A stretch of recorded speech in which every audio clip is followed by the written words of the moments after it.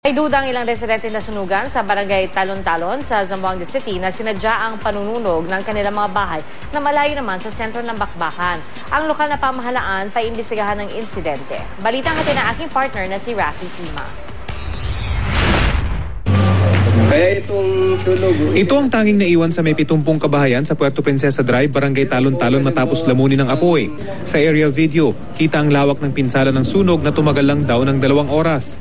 Pero ang ipinagtataka ng mga residente, bukod sa malayo sila sa sentro ng gyera, halos wala ng putukan nang mangyari ang sunog. Iyon ang masakit. Kung kailan sinabing crisis is over, bahay ko naman na over. Ang sakit tiniis namin 21 days and night. Si Abnaser kabilang sa ilang hindi nag-evacuate. Milyong piso daw kasi ang halaga ng paninda ang kanyang inimpak sa kanyang bahay na kinuha niya mula sa kanyang tindahan sa sentro ng syudad. Hindi nasunog ang kanyang tindahan, pero ang 3 palapag na bahay, dingding lang ang natira. Abang nag-roofing ako, may narinig ako ng bote, hinagis. Napagsilip namin, bali na sa malayo pa yung apoy. Napagbaba namin ng hagdanan, andi dito pala sa tabi ng bahay.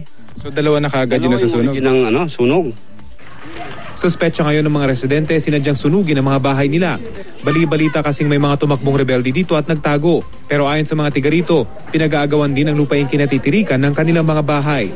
Ang mga lokal na opisyal nangako namang iimbestigahan ang insidente. That we do not have to wait for people to complain because nagkakaroon po ng mga doubts. Bakit sinusunog, sinong sumusunog?